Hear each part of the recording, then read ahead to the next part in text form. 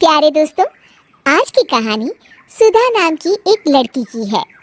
सुधा एक बहुत ही आलसी लड़की थी। घर के काम करना तो दूर, वो एक गिलास पानी के लिए भी अपनी माँ पर निर्भर थी। अरे अब उठ भी जा नालायक, 10 बजे तक सोती रहती है। अरे कुछ तो घरेलू लड़कियों वाले लक्षण दिखा। सोने दो ना माँ, क्यों परेशान कर रही हो? अरे भाग्यवान, क्यों मेरी बिटिया को तंग कर रही हो? सोने भी दो इसे। लो, बाप बेटी दोनों एक जैसे हैं। देख लेना, आपकी ये लाडली ससुराल जाके हमारी नाक कटाएगी। मैं कहती हूँ अब भी वक्त है, अपनी ये आदतें सुधार ले, वरना ससुराल में तेरी सास कान खींच कर तुझे सीधा करेगी। वही तुझे सबक सिखाएगी।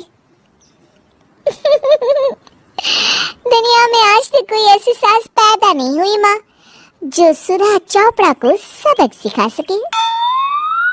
लेकिन होनी को कुछ और ही मंजूर था। सुधा की शादी एक ऐसे घर में हो जाती है जहाँ उसकी सास एक रिटायर्ड पुलिस वाली थी। अब कहानी में मजा आएगा।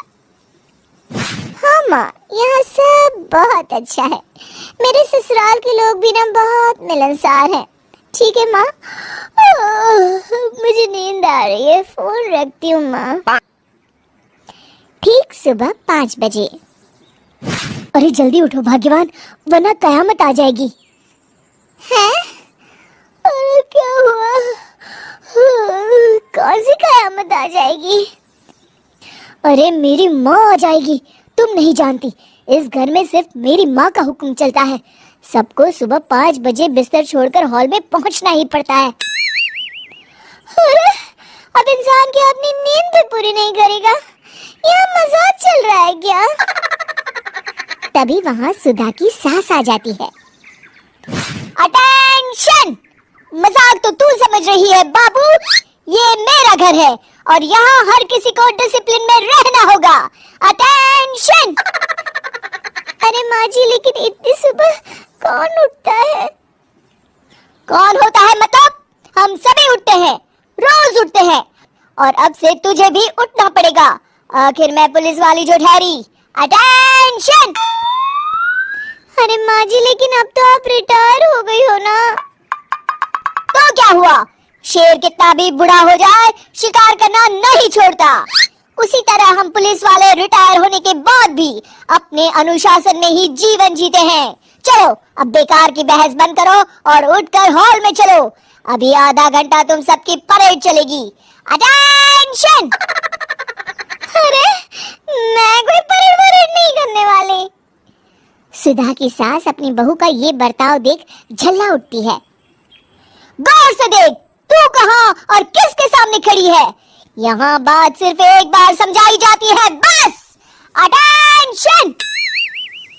इतना कहकर सुधा की सास चली जाती है। अपनी सास का ये रूप देखकर सुधा घबरा जाती है और जल्दी से उठकर बाहर चली जाती है। उस दिन से सुधा की जिंदगी बदल जाती है। हाय, थक गई मैं तो। ये घर है या जेल? कितना काम करना पड़ता है। लाइए दीदी, 2 रोटियां और दीजिए, मुझे बड़ी भूख लगी है। ठहर जा बहू, ये तू क्या कर रही है? मैंने सबके खाने का हिसाब तय कर रखा है। तुम 4 रोटी से ज्यादा नहीं खा सकती और ये मिर्च मसाला भी नहीं चलेगा। मेरी बहुएं एकदम फिट होनी चाहिए। अटेंशन! क्यों माँ जी, आप हमें दंगल में लड़ने के लिए तैयार कर रही हैं क्या? क्या कर रही हो सुधा? माँ जी को मजाक बिल्कुल पसंद नहीं है। चुप करके खाना खा लो, इसी में भलाई है। इस तरह धीरे धीरे सुधा अपने सास के रंग में पूरी तरह रंग जाती है, लेकिन इसका उल्टा ही असर पड़ता है। सुधा अपनी सास से भी ज्यादा अनुशासन की पक्की हो जाती है। सुधा की सास तो सबको 5 बजे उठाती थी, लेकिन सुधा सबको 4 बजे ही उठा देती थी। दूसरी तरफ सुधा की सास की उम्र भी हो चलती है। माँ जी, आजकल आप सुबह उठने में बहुत आनाकानी करती हैं। मुझे ये सब बिल्कुल पसंद नहीं है। अरे बहू, मैं तेरे हाथ जोड़ती हूँ, भगवान के लिए अब मुझे छोड़ दे। इतने सवेरे उठना और कसरत करना अब मेरे बस की बात नहीं है। माँ जी, आप मैदान छोड़ के भाग रही हैं। आप तो पुलिस वाली हैं। अटेंशन! अरे अब कहाँ की पुलिस वाली, अब तो मैं रिटायर हो चुकी हूँ। बस बहुत हो गया, अब तुम सब जैसे चाहे वैसे जिंदगी जियो और मुझे भी जीने दो। अपनी सास को गिड़गिड़ाते देख सुधा मन ही मन मुस्कुराती है।